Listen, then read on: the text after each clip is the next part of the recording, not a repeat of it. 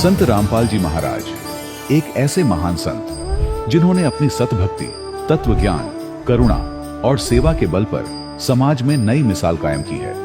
संत रामपाल जी महाराज की अगुवाई में उनके सभी सतलोक आश्रमों से समाज कल्याण के अद्भुत कार्यों ने समाज को सुनहरे भविष्य की एक नई उम्मीद दिखाई है।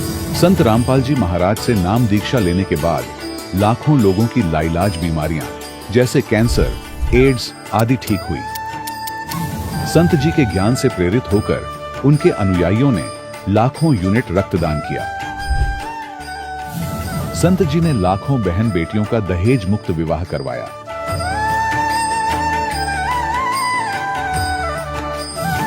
संत जी ने लाखों लोगों का नशा छुड़वाया, करोड़ों उजड़े परिवार बसे।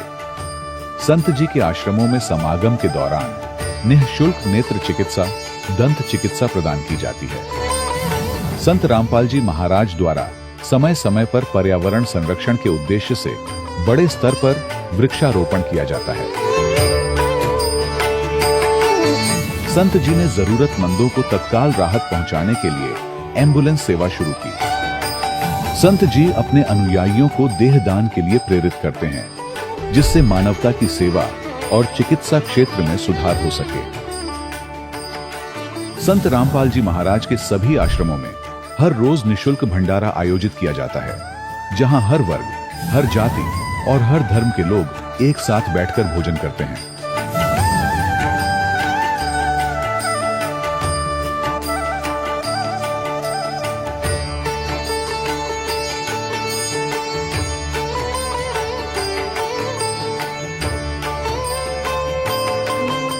संत रामपाल जी महाराज की अन्नपूर्णा मुहिम ने गरीब और बेसहारा लोगों के जीवन में एक नई ऊर्जा और उम्मीद को जन्म दिया है।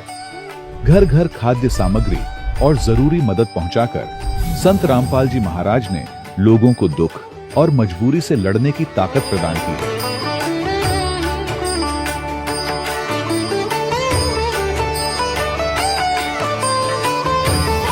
संत रामपाल जी महाराज द्वारा गरीब लोगों के लिए घर बनवाने का अद्भुत कार्य एक ऐसी मिसाल कायम कर रहा है जो सदियों सदियों संत जी की उदारता और दया भावना के तौर पर जाना जाएगा।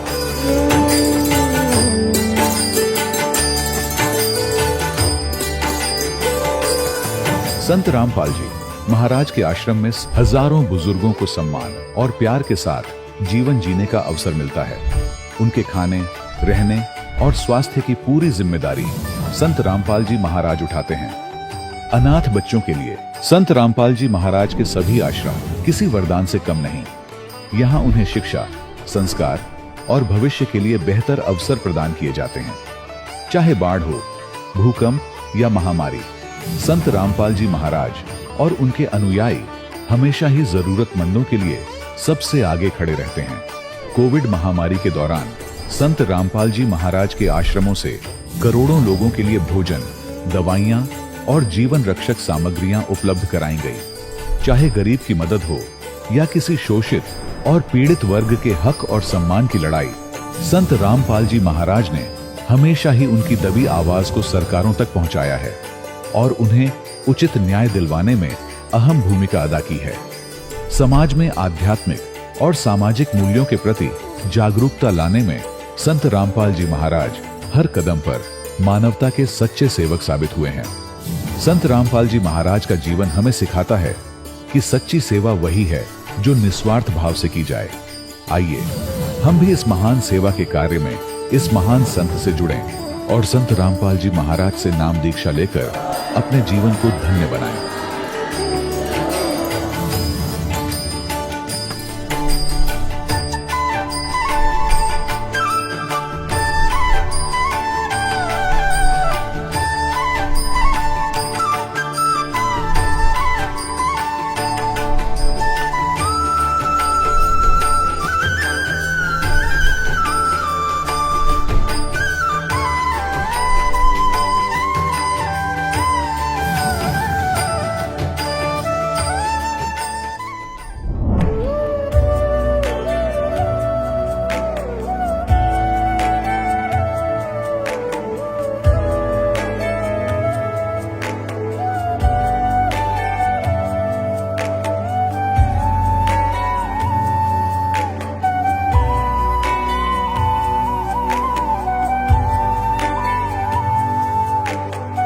प्रभु राम देव भगवान अल्लाह खुदा ईश आदि नाम एक ही शक्ति के हैं।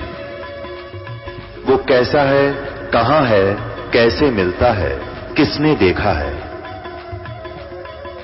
ये प्रश्नवाचक चिन्ह पूर्ण रूप से हटाने के लिए अवश्य सुनिए जगत गुरु तत्वदर्शी संत रामपाल जी महाराज के अमृत वचन, सर्व पवित्र धर्मों के पवित्र शास्त्रों के आधार पर। सत साहिब दर्शकों, हर एक इंसान अपने जीवन में मानसिक शांति और समस्याओं से समाधान पाने की तलाश में कई रास्ते अपनाता है। कुछ ऐसा ही सफर तय किया बलौदा बाजार छत्तीसगढ़ की शिखा जी ने। दरअसल शिखा जी अपनी भूत प्रेत बाधा से बहुत परेशान थी और हिंदू धर्म में प्रचलित सभी देवी देवताओं की भक्ति करती थी। परंतु जब उस भक्ति साधना से इनकी भूत प्रेत की बाधा समाप्त नहीं हुई, तब शिखा जी के पिताजी ने अजमेर शरीफ में जाकर यह संकल्प लिया कि अगर हमारी सारी परेशानी खत्म हो जाएगी तब हम मुस्लिम धर्म को अपना लेंगे। परंतु इनकी समस्या का समाधान कहीं भी नहीं हुआ। फिर इनके जीवन में नया सवेरा तब आया जब शिखा जी को इनकी बुआ जी के द्वारा जगत गुरु तत्वदर्शी संत रामपाल जी महाराज जी के बारे में जानकारी मिली। संत रामपाल जी महाराज जी से नाम दीक्षा लेने के बाद इनके जीवन में बड़ा बदलाव आया। इनके भाई और माताजी सिकलिन की परेशानी से जूझ रहे थे। शरीर में खून नहीं बनता था। डॉक्टर ने इन्हें जीवन भर दवाई खाने की सलाह दी थी, परंतु संत रामपाल जी से नाम लेने के बाद इन्हें सारी समस्याओं से छुटकारा मिल गया। और सबसे बड़ा लाभ यह है कि शिखा जी और इनकी माताजी की भूत प्रेत की बाधा समाप्त हो गई। संत रामपाल जी महाराज जी की कृपा से अब शिखा जी और इनका परिवार एक खुशहाल जीवन व्यतीत कर रहे हैं। अब सुनिए छत्तीसगढ़ की शिखा दिवाकर की ये कहानी, उन्हीं की जुबानी। नमस्कार जी। नमस्कार सर। क्या नाम है जी आपका? मेरा नाम शिखा दिवाकर है। शिखा जी आप कहाँ से हैं? डिस्ट्रिक्ट बलौदाबाजार, स्टेट छत्तीसगढ़ से। शिखा जी आपने संत रामपाल जी महाराज से नाम दीक्षा कब ली? 27 जनवरी 2019। शिखा जी क्या आप भक्ति साधनाएं भी करती थीं? अगर आप भक्ति साधनाएं करती थीं तो कृपया हमारे दर्शकों को बताएं कि आपने क्या क्या भक्ति साधनाएं की हैं। जो सभी हिंदू धर्म में प्रचलित देवी देवता की भक्ति करती थी, जैसे कि देवी दुर्गा, गणेश जी, शिव जी और बहुत सारे। और हमें बहुत ज़्यादा दुख तकलीफ होने की, भूत प्रेत की बाधा होने के कारण हमने 5 साल मुसलमान धर्म में भी जाके भक्ति की थी। और मेरे पापा ने हमारी दुख तकलीफ के चलते अजमेर शरीफ गए थे। वहाँ संकल्प किए थे कि अगर हमें हमारी सारी दुख तकलीफ ठीक हो जाएगी तो हम मुसलमान धर्म में कन्वर्ट हो जाएंगे। शिखा जी आपने बताया कि हिंदू धर्म में सभी प्रचलित भक्ति साधनाएं आप करती थी। आपको बहुत दुख थे और अपनी परेशानियों और दुखों के निवारण के लिए आप मुस्लिम धर्म में भी गए। वहाँ भी आपने मुस्लिम धर्म से संबंधित सभी भक्ति साधनाएं की। तो शिखा जी ऐसी क्या दुख परेशानियां थी आप लोगों को कि आपको यह सोचने पर मजबूर होना पड़ा कि हमारे दुख अगर मुस्लिम धर्म की भक्ति साधना से समाप्त हो जाते हैं तो हम हमेशा के लिए मुस्लिम धर्म में कन्वर्ट हो जाएंगे? क्या दुख परेशानियां थी आपको, कृपया हमारे दर्शकों को बताएं। हमें बहुत ज़्यादा भूत प्रेत की बाधा रहती थी। हर टाइम मम्मी सुबह से शाम तक भूत प्रेत की बाधा में पीड़ित रहती थी। हमने बचपन से बहुत सारे भक्ति साधना किए। हमने 5 साल मुसलमान धर्म में जाके भक्ति किए। वहाँ बताते थे कि आप नमाज पढ़ो, रोज़ा रखो 1 महीने। हम हमेशा नमाज पढ़ते थे, 5 वक्त नमाज रहता था। वहाँ रोज़ा रखते थे और हमें फिर भी कोई लाभ नहीं मिलता था। तो फिर संत रामपाल जी महाराज जी की शरण में आप कैसे आए? आपको कब लगा कि अब मेरी समस्याओं का समाधान कहीं भी नहीं है, अब मुझे संत रामपाल जी महाराज जी की शरण में जाना चाहिए? मेरी बुआ है लता दासी बिलाईगढ़ से, वो संत रामपाल जी महाराज जी की शिष्य है। उन्हें हमारे दुखों को सुनकर बहुत तकलीफ होता था, तो एक दिन 2-4 भगत भाइयों को लेकर हमारे घर आई और उन्होंने ज्ञान समझाया कि अगर आप संत रामपाल जी महाराज जी से नाम दीक्षा ले लोगे तो आपकी सारी परेशानियां दूर हो जाएगी। तो हमने उनके ज्ञान को समझकर हमने 27 जनवरी 2019 को सांपा नामदान केंद्र में नाम दीक्षा ले ली संत रामपाल जी महाराज से। आपने बताया कि आप बहुत ज्यादा दुखी थी, तो संत रामपाल जी महाराज जी से नाम दीक्षा लेने के बाद आप लोगों को लाभ भी मिले? हमें बहुत सारे लाभ मिले, जैसे कि मुझे भूत प्रेत की बाधा रहती थी और हमेशा बुखार, खांसी, सर्दी, पेट में दर्द वगैरह बहुत ज़्यादा तबीयत खराब रहता था। तो संत रामपाल जी महाराज जी की दया से अब कभी तबीयत खराब नहीं होता, मैं पूरी तरह से ठीक हूँ। और मेरी मम्मी को और भैया को सिकलिन की प्रॉब्लम थी जिसमें खून नहीं बनता, और हमने बहुत सारे डॉक्टरों को दिखाए। डॉक्टर बोलते थे कि इन्हें जीवन भर दवाई खानी पड़ेगी। तो जब से संत रामपाल जी महाराज जी से नाम दीक्षा लिए हैं, तब से एक गोली तक नहीं खाए हैं। और मेरे पापा को पथरी था 11 mm की किडनी में, तो डॉक्टर उन्हें ऑपरेशन के लिए बोले थे, लेकिन संत रामपाल जी महाराज जी से नाम दीक्षा लेने के बाद ऑपरेशन भी टल गया। और मेरे दादा को श्वास की बीमारी थी, उन्हें भी डॉक्टर बोलते थे कि जिंदगी भर दवाई खानी पड़ेगी, लेकिन संत रामपाल जी महाराज जी से नाम दीक्षा लेने के बाद उन्हें एक गोली तक नहीं खाई है। और मम्मी और मुझे भूत प्रेत की बाधा ही हमेशा रहती थी, तो अब भूत प्रेत की बाधा हमारे पास तक नहीं आई है। ये इतनी सारी रिपोर्ट है जो कि हमारे घर में सबको प्रॉब्लम रहती थी, उसकी रिपोर्टें हैं। संत रामपाल जी महाराज से नाम दीक्षा लेने के बाद आपको बहुत सारे लाभ मिले। तो जो दर्शक आज आपको टीवी पर देख रहे हैं और वो परेशान हैं आप ही की तरह, जैसे कि आपने बताया कि हिंदू धर्म से संबंधित सभी भक्ति साधनाएं आप करती थी, लेकिन आपको कोई लाभ नहीं हुआ, तो आप मुस्लिम धर्म में गए और 5 साल तक वहां आपने नमाज पढ़ी, रोजे भी रखे, और आप ये भी कह रही हैं कि अगर मेरा रोग ठीक हो जाता तो हम सभी लोग मुस्लिम धर्म में कन्वर्ट हो जाते। लेकिन संत रामपाल जी महाराज जी की शरण में आने के बाद आप लोग ठीक हो गए। तो जो दर्शक आज आपको टीवी पर देख रहे हैं और वो भी किसी न किसी परेशानियों से ग्रस्त हैं, उनके लिए आप क्या कहना चाहेंगे? यही कहना चाहूंगी कि मानव जन्म दुर्लभ है, मिले न बारंबार, तरवर से पत्ता टूट गिरे बहु न लगता डार। जिस प्रकार की पेड़ से पत्ता टूट के गिर जाता है फिर दोबारा नहीं लगता, इसी प्रकार मानव जन्म बार बार नहीं मिलता। कबीर परमात्मा संत रामपाल जी महाराज जी के चोले में आए हुए हैं। आप उनसे उनके सत्संग सुने, पुस्तक पढ़ें और ज्ञान समझें, और नाम दीक्षा लेकर अपने सारे परेशानियां दूर करवा सकते हैं। संत रामपाल जी महाराज से नाम दीक्षा कैसे ली जा सकती है? संत रामपाल जी महाराज से नाम दीक्षा आज अनेकों टीवी चैनलों पर उनके सत्संग आते हैं, उनके नीचे पट्टी दी जाती है, उसमें कांटेक्ट नंबर दिए जाते हैं, उसमें कांटेक्ट करके आप अपने नजदीकी नाम दीक्षा केंद्र का पता करके और नाम दीक्षा लेकर अपना मोक्ष करवा सकते हैं। धन्यवाद जी। धन्यवाद। दर्शकों, अभी आपने सुने संत रामपाल जी महाराज से दीक्षा प्राप्त करके सुखी हुए भक्त के अनुभव। अब देखिए जगत गुरु तत्वदर्शी संत रामपाल जी महाराज के मंगल प्रवचन। तब वो ऐसा पड़ा पड़ा तड़फ रहा था जैसे पक्षी के पंख कट जाते हैं, उसकी कोई पार नहीं बसाती, ना उड़ सकता ना कहीं भाग सकता, ऐसे तड़फ रहा था। तब इसने घिसड़ के मेरे पैर पकड़ लिए नीचे आके, इस काल भगवान ने, ब्रह्म ने, और पैर पकड़ कर रोने लगा, कहने लगा तू मेरा बड़ा भाई, मैं आपका छोटा भाई। क्योंकि जोग जीत बड़े भाई के रूप में परमात्मा विद्यमान थे और छोटे उत्पात किया करते, बड़े गलती को माफ किया करते। आप बड़े हो, मैं तो आपको परमात्मा के तुल्य मानता हूं, मुझे क्षमा कर दो, मैंने तो भाई जानकर गलती कर दी, बालक समझकर माफ करो। बुरी तरह गिड़गिड़ाता रहा, तो मैंने कहा माफ कर दिया, कोई बात नहीं, अपनी करनी तू पाएगा। कहने लगा कि आप एक कृपा करो मेरे पर, मेरी कुछ त्रुटि है इस लोक में, वह पूरी करो। आप तो परमात्मा की शक्ति लेकर आए हो, उसके प्रतिनिधि हो। परमात्मा कहते हैं, मैंने कहा बोल क्या मांगता है? कि प्रभु ऐसा करना, आप नीचे जाओगे, हाँ, जीवों को समझाओगे, वो फिर आप सतलोक भेजोगे, हाँ, ऐसे करना, 3 युगों में जीव थोड़े ले जाना।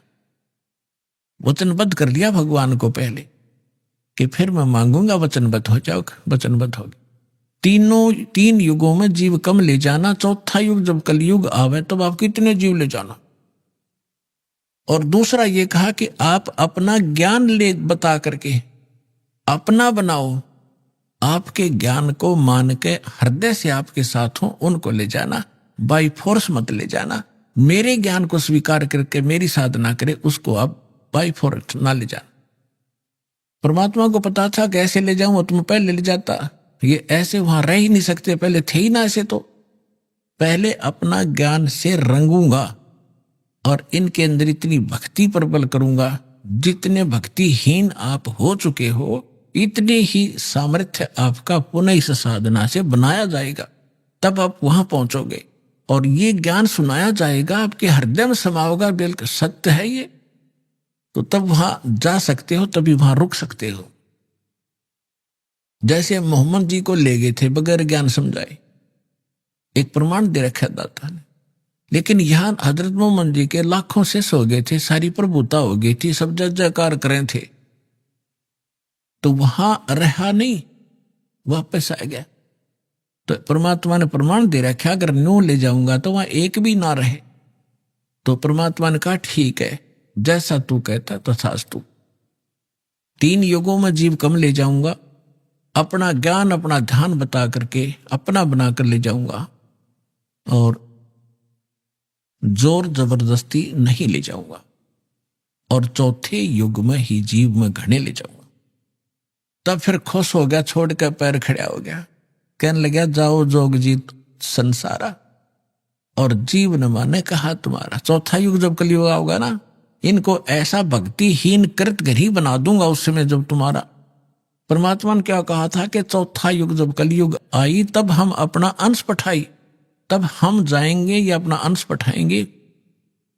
तो काल ने कहा था कि तब तक तो इनको ऐसा कर दूंगा, कलयुग में देवी देवताओं के पुजारी बना दूंगा, पत्थरों पर मत्था टेकते फिरेंगे, तीर्थ धामों का आदि कर दूंगा, और कोई भी तुम्हारी बात को नहीं मानेगा। जब तुम जाओगे, जाओ जोग जीत संसारा, और जीव ना माने कहा तुम्हारा, जीव तुम्हारा कहा ना माने, हमरी ओढ़ हो बाद बखाने। उनको ऐसे ऐसे नकली झूठे रंग से रंगवा दूंगा अपने दूत भेज भेज के, कि आप बताओगे सच्चा ज्ञान और वो करेंगे विरोध। तू कहां से आ गया फिर माँ विष्णु महेश के माता पिता बताने वाला, सिर फोड़ देंगे तेरा और तेरे नुमाइंदे का, चले जाना। परमात्मा बोले यह चिंता तूने नहीं है, आपने जो मांगा हमने दे दिया, अब हम जाने और हमारा काम जाने। काल ने कहा था विनती एक हमारा, सो ना कहियो जो से मेरा हो बिगाड़ा। फिर क्या कहा है कि पुरुष दीन जस मोकू राजू, तुम भी देवो मुरा होयो काजू।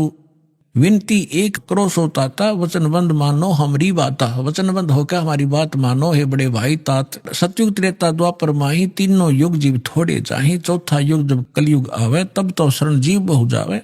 ऐसा वचन हर मोय दीजे, तब संसार गमन तुम कीजिए। अब आपको कबीर सागर को दिखाएंगे। अपने आत्माओं परमेश्वर ने धर्मदास जी से कह दिया था, धर्मदास मेरी लाख दुहाई। और जो मूल ज्ञान है, मूल मंत्र है और यथार्थ ये भक्ति विधि है, सार शब्द है, ये अभी किसी को बताना नहीं। धर्मदास मेरी लाख दुहाई, ये मूल ज्ञान सार नाम की तबार न जाई। मूल ज्ञान और सार नाम बाहर जो पढ़ी, ये बिचली पीढ़ी हंस नितर ही। और मूल ज्ञान को तब तक छुपाई जब तक द्वादश पंथ ना मिट जाए। काल ने कहा था कि जाओ जोग जीत संसारा, जीव न माने कहा तुम्हारा। जीव तुम्हारा कहा न माने, हमरी ओढ़ हो बाद बखाने। और फिर परमात्मा ने कहा था कि कलयुग में अपना एक कबीर नाम से पंथ चलाऊंगा, और फिर मैं अपने जीवों को समझाऊंगा। तो काल क्या कहता है, हे साहेब तुम एक पंथ चलाओ, जीव उभार लोग ले जाओ।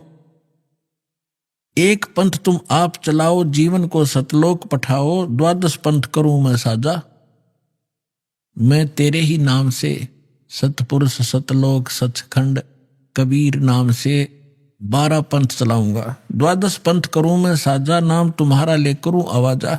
द्वादश यम संसार पठाऊं, अपने 12 काल के दूत भेज दूंगा संसार में, और नाम तुम्हारा ले पंथ चलाऊं। प्रथम दूत प्रगट मम आई, और पीछे अंश तुम्हारा जाई।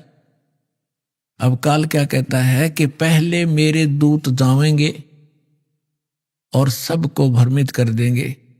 ये शंकराचार्यों तो लेकर और आज तक जितने राधा स्वामी, धन धन सतगुरु, सच्चा सौदा, सरसार फलाने, निरंकारी, आसाराम, सुदानसुर, ये जितने भी पंथ हैं, ये सारे काल के दूत समझ लेना। तो परमात्मा ने कहा था कि तू अपनी बुद्धि, क्योंकि वो तो जीव है मालिक के सामने, काल भी, ब्रह्मा विष्णु महेश भी, तो परमात्मा को पता था कि अपने दास को ऐसे समय में भेजूंगा जब सारे के सारे पंथ चल चुके होंगे, अपने अनुभव की पुस्तकें बना चुके होंगे और अपना अनुभव फाइनल कर चुके होंगे कि परमात्मा निराकार है, वहां प्रकाश ही प्रकाश है, वहां कुछ भी नहीं है। और फिर मेरा दास जाएगा, सभी सदग्रंथों से प्रमाणित करके मेरी प्यारी आत्माओं को मेरा भेद बतावेगा। और ये बिचली पीढ़ी परमात्मा ने पुण्यात्मा हिसाब लगा के देख लो, दास ने वो जमाना भी देखा है, हाथों से ऐसे पशुओं का चारा हमारे माता पिता दादा काटा करते थे पिताजी।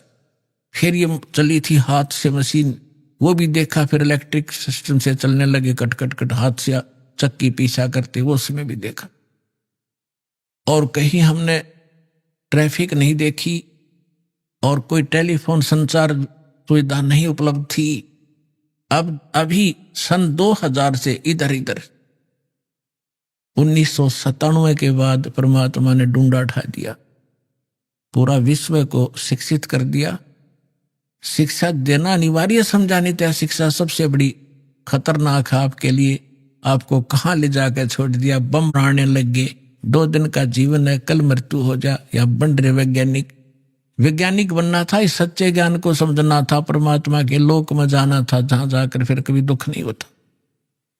और हमको बेईमान बना दिया, अहंकारी बना दिया। छोटी सी पोस्ट प्राप्त करके कोई IAS IPS डॉक्टर इंजीनियर बन जाता है, चौधरी पाक जाए नवांडी पाक के, कल मृत्यु हो जा, परसों गधा बन के खड़ा होगा। क्या है ये आंखें कहाँ गई आपकी? तो काल ने इनमें मोतिया बंद कर दिया कि आगे भी कुछ है, वो नहीं ध्यान में आने देता। तो परमात्मा को पता था कि मेरा दास जब जाएगा, शिक्षित किया। ये इंटरनेट है, इंटरनेट, ये यूट्यूब, टीवी चैनल और मोबाइल के अंदर ऐसे सिस्टम ये मनुष्य बना दे। मनुष्य यही थे, 40 लाख वर्ष हो गए इनको। हमने वो भी इतिहास तो आपने देखा होगा, पीछे कैसे घोड़ों पर ऊंटों पर लद्दे हंडा करते, और एक रथ बना रखा था जो बहुत बड़ा अच्छा वाहन माना जाता था, राजा लोग बैठते थे। और उसमें एक रेडू के अंदर एक बुग्गी में 6 घोड़े खच्चर जोड़ के घसीटे फिरा करते थे।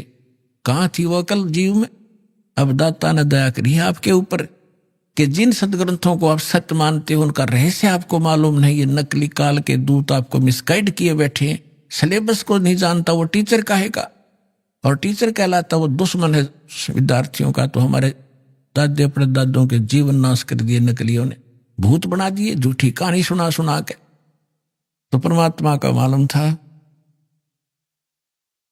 कि तब मैं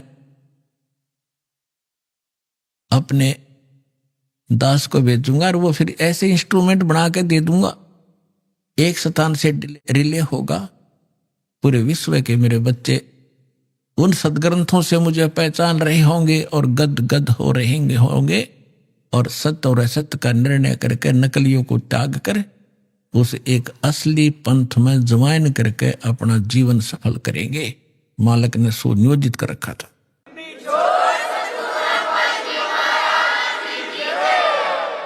धर्मदास जी ने कहा कि प्रभु आगे क्या वार्ता हुई आपकी और काल की? तब परमात्मा ने बताया कि बताता हूं। ये देखिएगा कबीर सागर संपूर्ण 11 भाग खेमरा श्री कृष्ण दास प्रकाशन मुंबई से प्रकाशित है।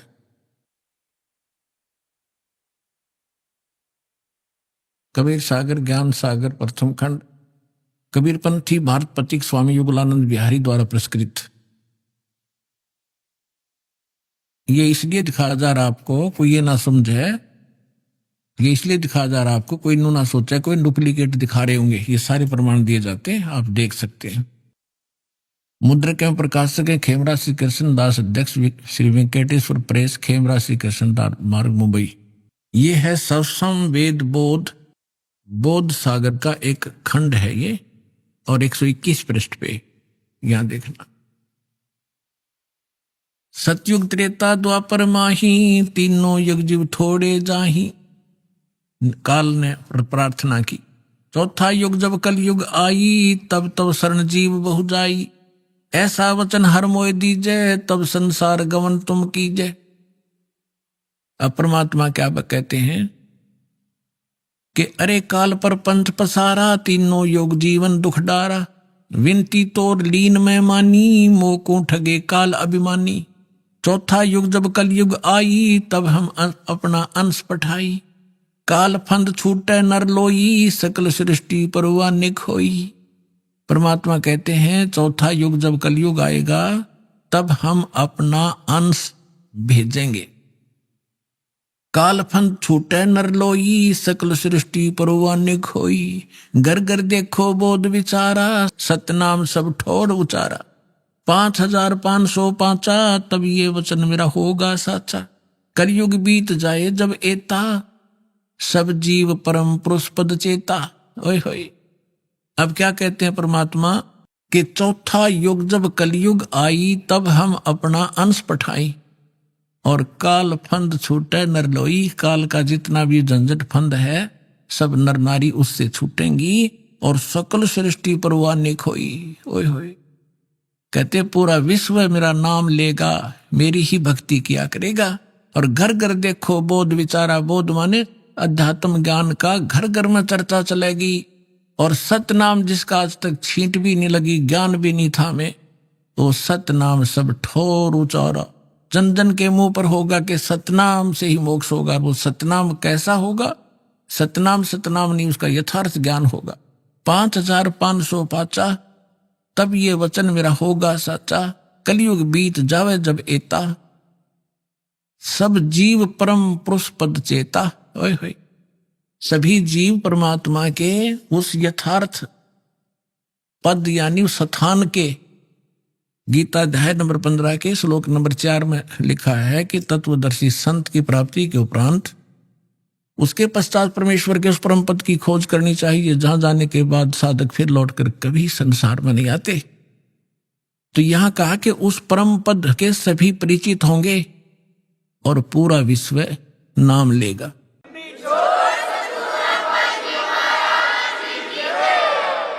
अब देखिएगा, ये सवसम वेद बोध चल रहा है। हम इसके 171 पृष्ठ पर आगे 121 हमने पढ़ लिया।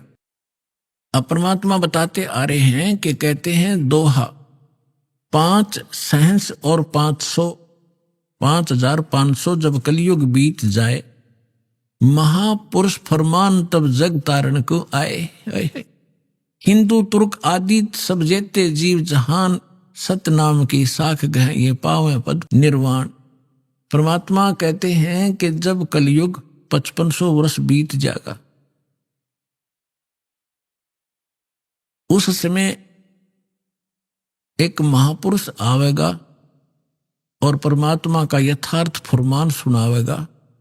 और सभी जितने भी हिंदू तुर्क जितने भी जीव हैं संसार में, और सतनाम की साख ले गह व पाव पद निर्वाण। जो सतनाम ग्रहण कर लेगा वो सभी जीव उस मोक्ष को प्राप्त करेंगे, जहां जाने के बाद साधक फिर लौटकर कभी संसार में नहीं आते। देख फिर कहते हैं सतनाम की साख गह सब पावे पद निर्वाण।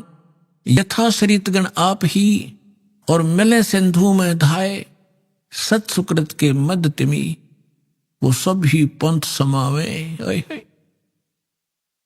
अब परमात्मा कहते हैं कि जैसे ये भिन्न भिन्न मार्ग बन गए, पंथ बन गए, हिंदू धर्म मुस्लिम सिख ईसाई अलग अलग बट गए, तो उस सच्चे ज्ञान को सुन और समझ के ये पुनः वापस एक होंगे।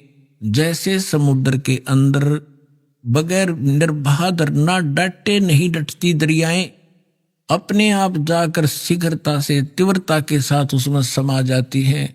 इस ज्ञान से परिचित होकर के सभी मानव अपने अहम और अपनी इन विभाजित सीमाओं को तोड़ के ऐसे जबरदस्ती आवेंगे, कोई रोक नहीं सकेगा। जैसे दरिया को समुद्र में जाने से रोका नहीं जा सकता। देखना, यथा सरितगण, सरितगण माने दरियाएं, आप ही मिले सिंधु माने समुद्र में, धाय माने दौड़ के स्पीडते, और सत सुकृत के मध्य में जो एक पंथ चलाया जाएगा उसमें सभी पंथ समावे। ऐसे जब लग पूर्ण होवे नी ठीके को तिथिवार, कपट चातुरी तब लो और सब संवेद निराधार है। अब क्या बताते हैं कि जब तक वो 5505 नहीं आवेगा कलयुग का, तब तक तो ये मेरी बात निराधार दिखाई देंगी जो सब संवेद में मैंने बोल दी, धर्मदास आपने लिख दी। और जब वो 5500 वर्ष कलयुग का आवेगा, ठीक ठीक माने निर्धारित समय। पहले ये देसी भाषा हमारे यहाँ की, पहले ये कहा करते कि जैसे कोई पशु ले जाता हमारे घर से, तो मेरे ताऊ जी से पूछा करते थे कि उसने पैसे की कही थी, दिए नहीं, तो वो कहा करते कि उसने अगली ठीक बता दी, कार्तिक की पूर्णवासी। ठीक माने आगा दिन धर दिया कि उस दिन ये पैसे दूंगा। तो यहां परमात्मा कहते हैं मैंने यह ठीक रख दी कि 5505 जब कलयुग आओगा, उसके बाद पूरे विश्व में ज्ञान फैलेगा और सारा संसार मेरा शेष होगा।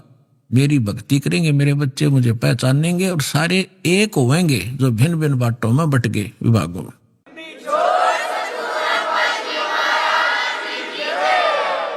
अब क्या बताते हैं, यथा श्रीतगण आप ही मिले सिंधु में धाये, सत सुकृत के मद तमी सभी पंथ समाये।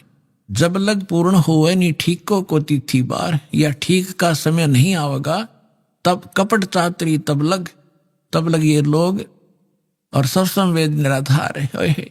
कहते हैं तब तक तो ये सब कपट और चातुरी, देख रहे हो कैसी हाहाकार माच रही है, कोई मिलावट कर रहा है, सारा दिन माया के जोड़ में अपना जीवन नाश कर देते हैं। दादे परदादे चले गए हमारे इस पेट के लिए ही, इसी जुगाड़ में जुड़ के और नष्ट हो गए, खत्म हो गए। जो मूल उद्देश्य था वो मनुष्य जीवन का, वो कर नहीं पाए।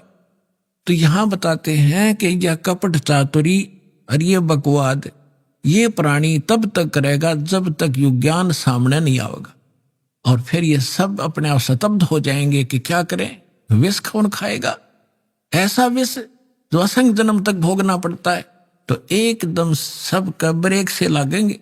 आज देख रहे हो हाहाकार मच रहा है, कोई मंत्रियां मुख्यमंत्रियों के ऊपर आरोप हैं, वो अंदर जा रहे हैं, कोई रिश्वत के अंदर, कोई बकवादों के अंदर। किस लिए? करोड़ रुपये, जो अरब रुपये इकट्ठे कर लिए, अरब रुपये, और कल मृत्यु होगी, पशु बन गया, वो के काम आए उस मूर्ख आदमी का। तो बुद्धि हमारी काल के हाथों बिकी पड़ी है और फिर भगवान के हाथ में आ जाएगी। हम विवश होंगे, मजबूर होंगे इसको सोचने के लिए। तो फिर हम, तो इसलिए कहते हैं कपट चातुरी तब लग और सब संवेद निराधार, तब तक ये बकवाद करेंगे जब इस ज्ञान की समझ में आ जाएगा। जब देखना क्या होगा, देखिए, जब लग पूर्ण होवे नी ठीके को तिथिवार, जब तक ये 5500 वर्ष नहीं आएंगे वो कलयुग के, तब तक त्या कपट चातुरी रहेगी, इनके अंदर बकवाद भरी रहेंगी मेरे बच्चों में। और ये सब संवेद कहेंगे वैसे लिख रखा है, ये कहाँ होने वाला है। आगे देखो, सब ही नारी नर शुद्ध तब, सबके विचार शुद्ध हो जाएंगे, बुराइयों से उल्टे हटेंगे। और जब ठीक का दिन आवंत, ये ठीक है टीका नहीं, वो ठीक का दिन जब आवेगा, सभी के हृदय शुद्ध होंगे, बुराइयों से बचेंगे, सच प्यार से एक दूसरे के साथ रहा करेंगे और कपट चातुरी छोड़ के और शरण कबीर गहंत, कबीर जी की शरण में आवेंगे सब। ये सब अपनी चतुरता छोड़ गए।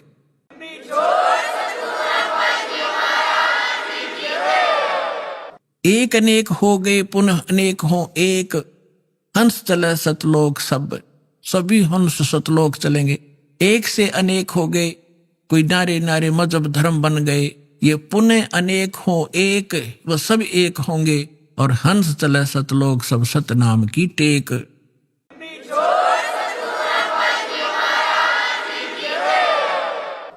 कहते सतनाम को लेकर सब सतलोक चले जाएंगे।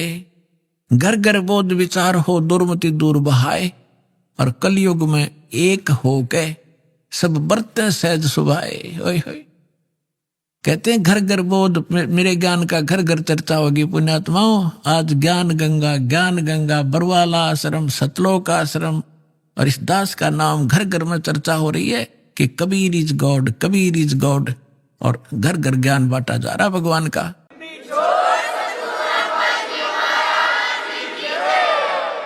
परमात्मा कहते हैं घर घर बोध विचार हो, ये ज्ञान घर घर चलेगा, दुर्मति दूर बहाए, और कलयुग में एक हो के, ये लिखण में प्रिंट है, गड़बड़ है, सोई और बरते सहज सुभाए। ये दास देख रहा है या कैसे दोनों हाथ बच्चे दान कर रहे हैं, इतने अनमोल मिशन को सफल करने में ये कितना सहयोग दे रहे। पहले तो हमारी नीत थी दुनिया को लूटने की, और अब हमारी नीत बन गई लूटने की। कबीर साहब कहते हैं, कबीर आप ठगाइए और न ठगिए कोई, आप ठगाए सुख होगा और ठगे दुख होए। अब हमारे भगवान के फार्मूला का पता लगेगा, हम किसी को दुख देंगे तो हमें उससे 1000 गुना दुख भोगना पड़ेगा। असंख्य जन्मों तक धक्के खाएंगे, कभी उसके गधे बनेंगे, कभी बैल बनेंगे, कभी कुत्ते बनेंगे। क्यों?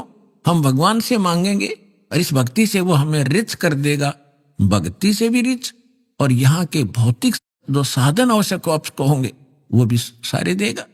तो हम क्यों ना उस एक के भिखारी बन जाएं, जन जन के साथ बकवाद करें। तो परमात्मा कहते हैं, सब नर नारी शुद्ध तब कति आत्म निर्मल हो जाएगी, और बरते सहज सुभा, प्यार से रहा करेंगे, किसी को दुख नहीं देंगे। अपना से कोई अनजानपने में गलती से कोई गलती कर भी ले हमारे साथ, हम नहीं दुख दे सकते उसको। तो यहां कहते हैं घर घर बोध विचार हो, ये चर्चा चला करेगी कैसी गलती ना करना, और दुर्मति दूर बहाए, सबकी दुर्मति दूर चली जाएगी, और कलयुग में एक हो सब बरते सहज सुभा। कहा उग्र का शूद्र हो, हर सब की भवभीर। अब कहते हैं उस संत के द्वारा चलाए गए उस पंथ में, चाहे कोई निकम्मा आदमी हो उग्र, और चाहे कोई बिल्कुल शूद्र हो, वहां कोई भेदभाव नहीं रहेगा, सबको सेट किया जाएगा, सबकी बुराई छुटाई जाएंगी, और वहां सबकी ही भीड़ होगी, यानी बहुसंख्या में उसके अनुयायी होंगे। कहा उग्र का शूद्र हो, हर सबकी भवभीर, और सो समान दृष्टि है वो समर्थ सत कबीर। उस पंथ का चलाने वाला ये समझ लेना वो समर्थ कबीर ही होगा, जो सबको समान दृष्टि से व्यवहार करेगा, वह ऊंच नीच नहीं रहेगी।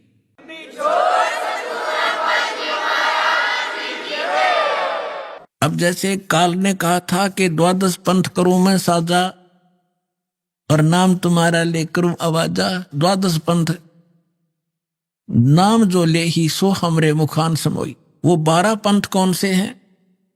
और अनेक उनसे हटकर और अनेक पंथ चलाऊं, या विद जीवों को फरमाऊं, जाओ जुग जीत संसारा, जीव न माने कहा तुम्हारा। अब हम आगे बोध सागर कबीर बानी एक चैप्टर है, देखिएगा ये कबीर बानी एक चैप्टर है, इसमें 12 पंथ चलो सो भेद। यहां लिखा है 12 पंथ काल फुरमाना, कबीर साहब बता रहे हैं, और भूले जीव न जावा ठिकाना, ताते आगम कह हम बाखा, वन समारा चुड़ामणि शाखा। पर प्रथम जग में जागू भरमावे, बिना भेद वो ग्रंथ सुरावे, दूसर सुरत गोपाल होई, अक्सर जो जोग बढ़ावे सोई। अब इसमें काल के द्वारा चलाए गए कबीर साहब के नाम से 12 पंथों की जानकारी है। यहां है पद्य भाग में, अब आपको दिखाते हैं गद्य भाग में। ये देखिएगा, ये है कबीर चरित्र बोध, वो कबीर वाणी थी, ये है कबीर चरित्र बोध इस कबीर सागर के अंदर ही, और ये बोध सागर में 1870 पृष्ठ है, 1870 पृष्ठ। यहां क्या लिखा है? कबीर साहब के पंथों का वृंतांत ये गद्य भाग में है। नंबर 1 है नारायण दास का पंथ। अब इन्होंने यहां गलती की है, लिखना था चूड़ामणि जी का पंथ, क्योंकि नारायण दास ने तो कबीर साहब के ज्ञान को स्वीकारा ही नहीं था। वो कबीर पंथ कैसे हो गया? अंडरस्टूड है, जो कबीर पंथ से जुड़े हैं पुण्यात्मा वो अच्छी तरह जब समझ लेंगे इस बात को। ये विशेषकर उनके लिए और आपके लिए भी साथ में। अब कहते हैं प्रथम नारायण दास ने, ये चूड़ामणि है, और दूसरा जागूदास जी का पंथ, और तीसरा सूरज गोपाल, चौथा मूल निरंजन, टकसारी पंथ पांचवा, छठा भगवान दास का पंथ, सतनामी पंथ, कमाली पंथ, ये कमाली नहीं है कमाल का पंथ है, राम कबीर पंथ, प्रेम धाम की वाणी पंथ, 11वां जीवा पंथ और 12वां गरीबदास पंथ। ये 12वां गरीबदास पंथ है, ये भी ध्यान रखना। और प्रथम नारायण दास ने, या चूड़ामणि आगे दिखाऊंगा आपको, वहां शुद्ध, बाकी ठीक है इसमें। अब हम आगे कबीर वाणी पर। कबीर वाणी चैप्टर में हम 136 पर पढ़ रहे हैं। द्वादश पंथ चलो सो भेद। ये द्वादश पंथ काल फुरमाना। इन 12 पंथों में काल का ही फुरमान यानी मंत्र जाप होगा, उसका बोलबाला होगा। और भूल्य जीव न जावे ठिकाना, फिर तत्व अगम कह हम राखा, वंश हमारा चूड़ामणि शाखा। अब यहां इन्होंने फेरबदल कर दिया। यहां बताना था प्रथम तो चूड़ामणि और दूसरा जागू, इन्होंने यहां प्रथम जागू कर दिया, जबकि यहां आप देखिए दूसरा जागू है। यहां देखिए कबीर चरित्र बोध में यहां पर है प्रथम नारायण दास, दूसरा जागू दास है, वहां प्रथम जागू कर दिया इन्होंने। कहते हैं चोर चुरावे तुमबड़ी, हम फिर आगे कबीर वाणी पे हैं। चोर चुरावे तुमबड़ी और वो गड्ढे पानी में, वो गड्ढे वह ऊपर आवे ना, सच्चाई छानी ना। अभी आपने सुने संत रामपाल जी महाराज के मंगल प्रवचन। आइए अब सुनते हैं संत रामपाल जी महाराज से नाम दीक्षा लेकर सतभक्ति करके अद्भुत लाभ प्राप्त करने वाले अनुयायी के विचार। दर्शकों, एक सुखमय जीवन के लिए सबसे महत्वपूर्ण धन है स्वस्थ शरीर। परंतु इस कलयुग में हर प्राणी किसी न किसी दुख से ग्रस्त है, जिसमें शारीरिक बीमारियों का कष्ट झेलने वालों की संख्या भी कम नहीं है। ऐसी ही कठिनाइयों का सामना कर रही थी मध्य प्रदेश की रहने वाली मिथिलेश जी। ये भी अन्य महिलाओं की तरह देवी देवताओं में गहरी आस्था रखती थी और पूजा पाठ पर काफी धन भी खर्च करती थी। लेकिन इतनी सारी साधना के बावजूद इनकी शारीरिक स्थिति लगातार बिगड़ती जा रही थी। पूरे शरीर में सूजन, थायराइड और बीपी की गंभीर समस्याओं से ये बेहद परेशान थी। निरंतर पूजा पाठ के बाद भी इनकी बीमारियां ठीक नहीं हो रही थीं और इसी निराशा के बीच इन्हें मिली एक आशा की किरण। तत्वदर्शी संत रामपाल जी महाराज से नाम दीक्षा ग्रहण करने के बाद इनके साथ जो चमत्कार हुए वो अविश्वसनीय थे। डॉक्टरों ने जहां ऑपरेशन की सलाह दी थी, वहीं संत जी की कृपा से इनका ऑपरेशन टल गया और अब ये पूरी तरह स्वस्थ हैं। इसके साथ ही इनकी आर्थिक स्थिति में भी बहुत सुधार हुआ। जहां पहले घर में अनाज की कमी रहती थी, अब वहां भरपूर अनाज है। पारिवारिक स्तर पर भी इन्हें अद्भुत लाभ प्राप्त हुए। इनके पति ने नशा करना छोड़ दिया और बेटे का चयन सिविल इंजीनियरिंग में हो गया।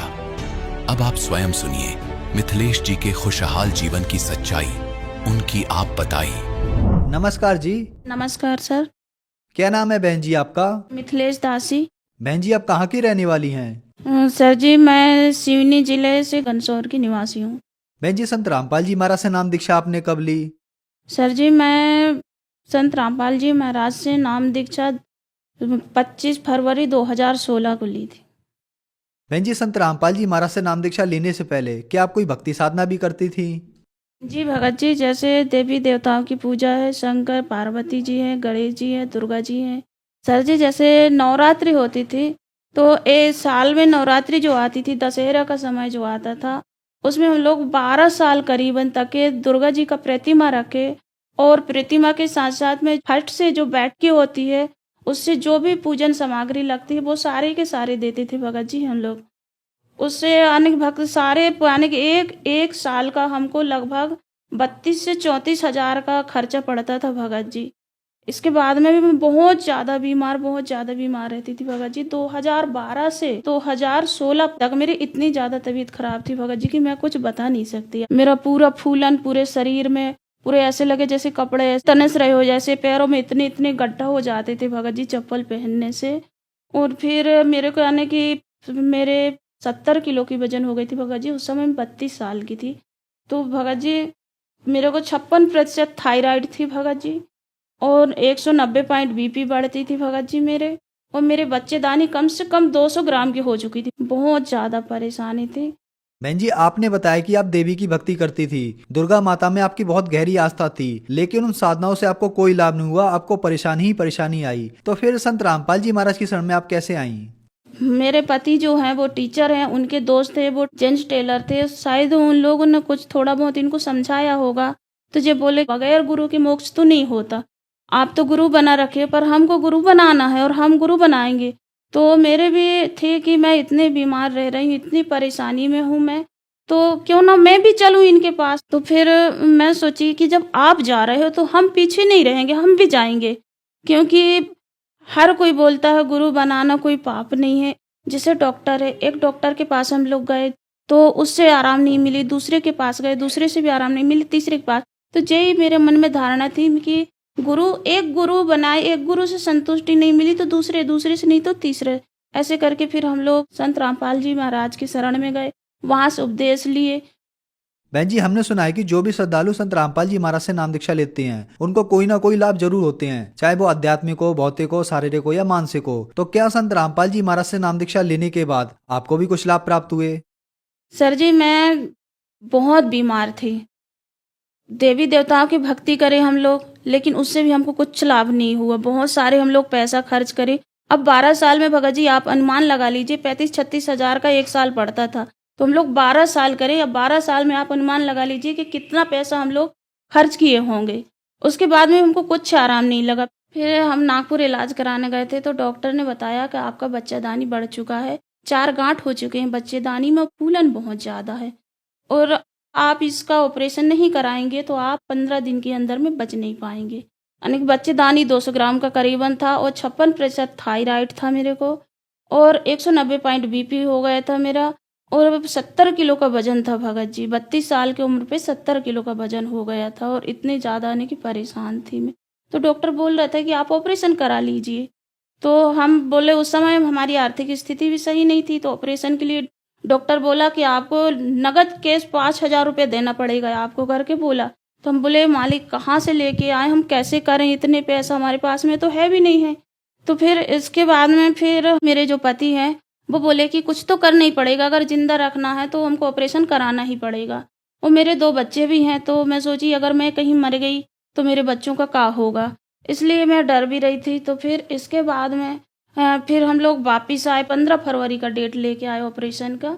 जब 15 फरवरी का डेट लेके आए तो फिर उसी समय में पता चला कि सत्संग है। तो हम लोग फिर वहाँ जो संत रामपाल जी महाराज के शिष्य हैं उनके पास पूछे कि कैसे स्थिति में जाना चाहिए, कैसे नहीं जाना चाहिए। हमको कुछ भी नॉलेज नहीं थी, तो हम उनसे पूछे तो वो बोले कि आप जैसे हो, जिस हालत पे हो वैसे ही चलो करके। तो हम लोग सत्संग में आए तो सब दंडवत प्रणाम कर रहे थे, तो दंडवत प्रणाम कर रहे थे तो हम भी देखे और हम भी उनकी देखा देखी दंडवत प्रणाम कर लिए। दंडवत प्रणाम करे, उस समय में मेरे पति है ना वो हाथ पकड़ के चला रहे थे, मैं अपने उससे चल भी नहीं पा रही थी और ना बैठने के काबिल भी नहीं थी मैं।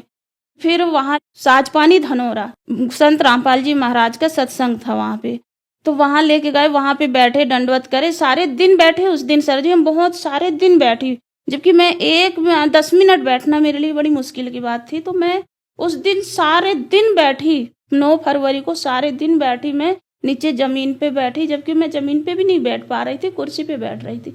तो सारे दिन बैठी। फिर वहाँ पे भंडारा बना, खाना बना, वहाँ पे खाना में सारी चीज़ें बनी जो आने की मेरे खाने के काम की नहीं थी, वो सारी चीज़ें बनी। तो साथ वाले जो संत रामपाल जी महाराज की जो शिष्या बहन थी तो वो बोले कि चल खाना खा लेते हैं। तो मैं बोली खाना नहीं खाना है, मेरे परहेज चल रहे हैं और डॉक्टर ने ऐसा ऐसा बोला है, मैं नहीं खाने की।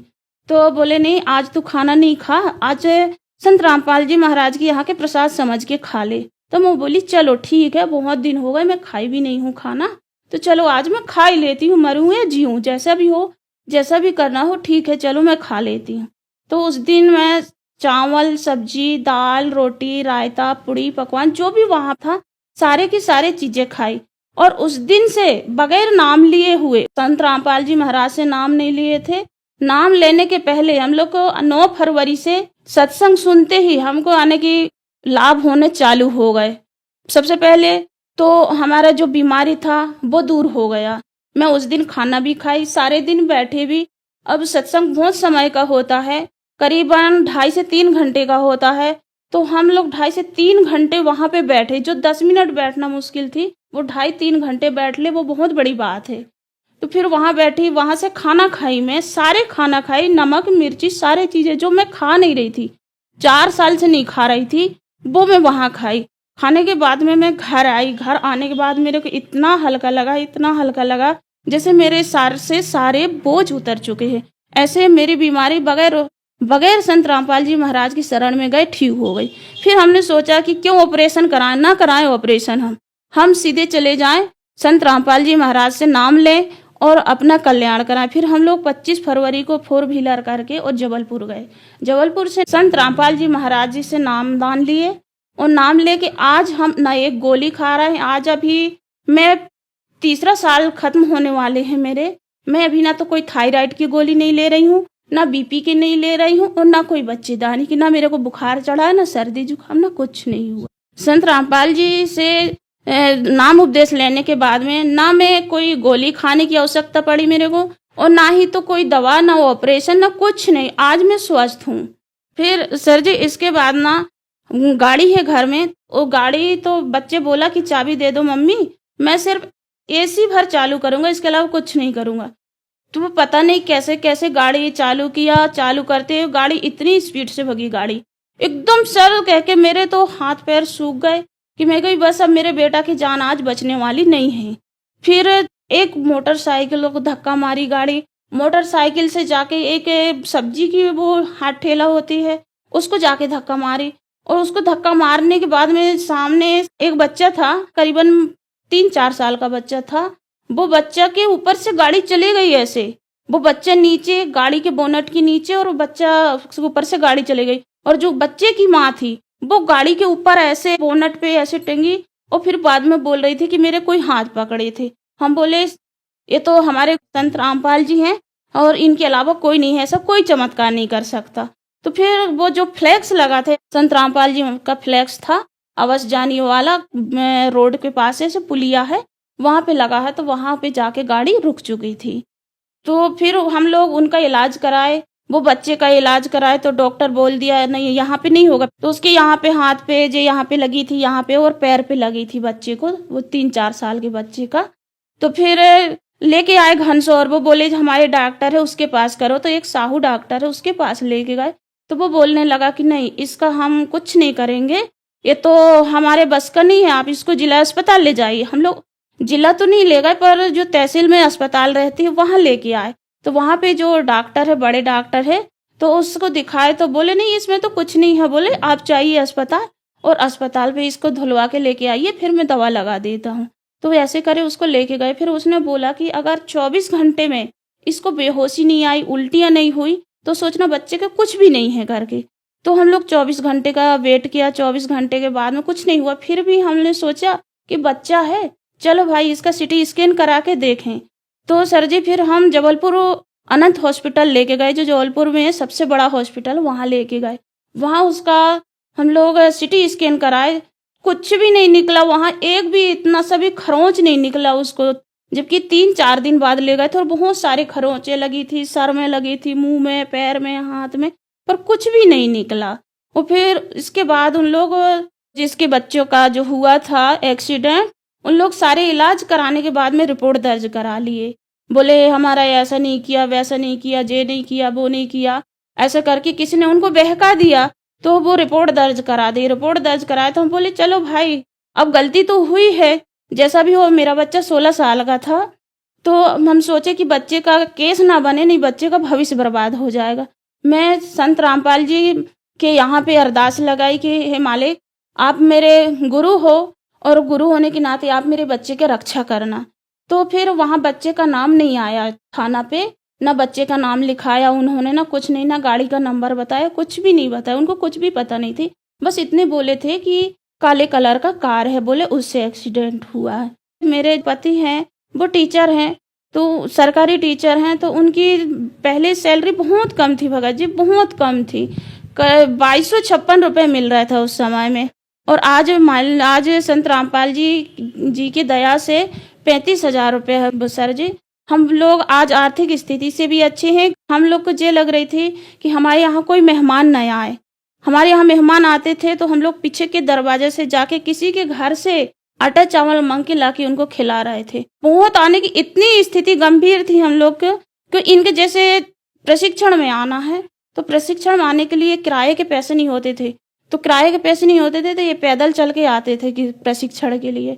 फिर जब हम संत रामपाल जी से जुड़ चुके, उनसे नाम उपदेश लेने के बाद में हमारे पास में संत रामपाल जी महाराज की दया से कुछ खेती भी खरीदी, हमने ज़मीन खरीदा कुछ, उसके बाद में गाड़ी भी खरीदी, दुकान भी डाले, आज दुकान भी सही चल रहा है, आज घर भी अच्छा है, 2 व्हीलर भी है, 4 व्हीलर भी है। और फिर मेरा बच्चा जो है वो उसका 10वीं पेज से सिलेक्ट हो गया, पीपीटी का परीक्षा दिया था उसने, तो संत रामपाल जी की दया से घर बैठे मैसेज आया कि आपका बच्चा का पॉलिटेक्निक कॉलेज जबलपुर में सिलेक्ट हो गया है, आप जल्दी से जल्दी बच्चे को भेजा दें।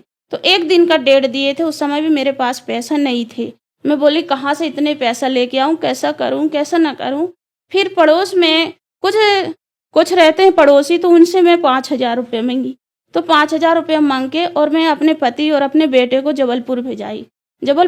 तो वहाँ पे सारे दिन खड़े होना पड़ा, 12 बजे से शाम के 5 बजे तक। फिर इसका नंबर लगा, इसका एडमिशन हुआ। तो एडमिशन में हम लोग पहले ITI पे करा दिए थे इसका एडमिशन, तो ITI पे एडमिशन कराए, तो वो वहाँ से अंक सूची में लिख के गया था कि इसका TC इसलिए निकल रहा है कि ये ITI कर रहा है। तो उन लोग ITI वाले ने काटा नहीं। फिर वो बोले कि आपका एडमिशन तो नहीं हो पाएगा, बोले आप लोग ऐसा लिखवा के लाए, इसको सुधरवाइए। जब हो गया एडमिशन और समय भी नहीं है, तो फिर हमने बोला कि नहीं, अब हम तो परमात्मा ही यानी कि संत रामपाल जी दया करेंगे हमारे बच्चों पे। तो हमने उनसे डेट मांगा कि भाई देखिए आप एडमिशन कर लीजिए, सर जी एडमिशन कर लीजिए, आप बोलोगे तो हम कल लेके आ जाएंगे शाम तक के। तो बोले ठीक है, आप कल इसको ठीक करा के लेके आ जाना। तो बच्चे का फिर सिविल इंजीनियरिंग में एडमिशन भी हो गया और आज बच्चा सिविल इंजीनियरिंग कर रहा है और छोटे वाला 12वीं कर रहा है इस साल, संत रामपाल जी की दया से। मेरे पति पहले शराब भी पीते थे, शराब भी बहुत पीते थे और तंबाकू खाते थे और पान तो अगर सुबह पान नहीं मिला तो सोचो खाना नहीं पचता था उनको। ऐसे डेली पान और तंबाकू गुटखा और बीड़ी सिगरेट जो चोरी करते थे, मेरे सामने तो नहीं करते थे पर चोरी करते थे। और आज संत रामपाल जी की दया से ना तो गुटखा खाते हैं, ना पान खाते हैं, ना शराब पीते हैं, ना मांस, कुछ नहीं खाते हैं। अब संत रामपाल जी महाराज की दया से सारी चीजें जो बुराइयां थी वो सारी छूट चुकी हैं। अब हम लोग घर में भी अच्छे हैं और सब चीज से अच्छे रह रहे हैं। बहन जी, संत रामपाल जी महाराज से नाम दीक्षा लेने के बाद आपको बहुत सारे लाभ प्राप्त हुए। जो श्रद्धालु आज आपको देख रहे हैं, आप उन्हें क्या संदेश देना चाहेंगी? सर जी, मैं उन बहनों से या उन भाइयों से मैं हाथ जोड़ के प्रार्थना करना चाहती हूँ कि मानुष जन्म दुर्लभ है, मिले न बारंबार, तरुअर से पत्ता टूट गिरे बहु न लगता डार। अगर मानुष जन्म मिला है तो हमको सद्भक्ति करना चाहिए और सद्भक्ति हमको ग्रंथों से मिलेगी और ग्रंथ को बताएंगे संत रामपाल जी महाराज। उनके अलावा इस विश्व में कोई भी ऐसा नहीं है जो सद्भक्ति हमको बता सके। तो हम इन बहनों से मैं यही प्रार्थना करती हूँ कि सत्संग सुने। शाम के चैनल पे सत्संग आती है संत रामपाल जी का, प्रतिदिन सत्संग सुने।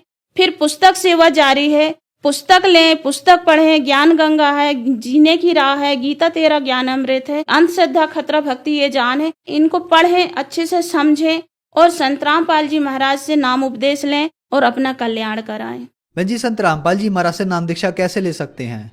देखिए सर जी, जैसे हम लोग सत्संग सुनते हैं, सत्संग सुनने समय जो पट्टी पड़ती है, पीली कलर की पट्टी जो पड़ती है, उसमें पूरा नाम पता आता है कि हम कैसा उपदेश लें, कैसा लें। भक्तों का वहाँ पे नंबर रहता है, वो नंबर को डायल करें, नंबर घर में नोट करके रखें और वो नंबर से फोन लगाएं तो आपको आपके स्टेट में कहाँ पे या आपके जिला पे कहाँ पे नामदान केंद्र है वो सब आपको पता चल जाएगा और उस नंबर से आप जाके और अपने नामदान केंद्र पे आप नाम ले सकते हैं।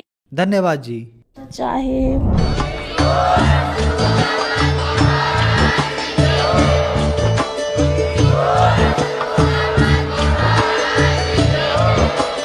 आप सुन रहे थे जगत गुरु तत्वदर्शी संत रामपाल जी महाराज जी के मंगल प्रवचन। अधिक जानकारी के लिए विजिट कीजिए हमारी वेबसाइट www.jagatgururampalji.org। संत रामपाल जी महाराज जी के शुभ आशीर्वाद से पूरे विश्व भर में 500 से भी ज्यादा नाम दीक्षा केंद्र हैं, जिन पर संत रामपाल जी महाराज जी द्वारा ऑनलाइन निशुल्क नाम दीक्षा दी जा रही है। अपने नजदीकी नाम दीक्षा केंद्र का पता करने के लिए संपर्क करें 8222880541।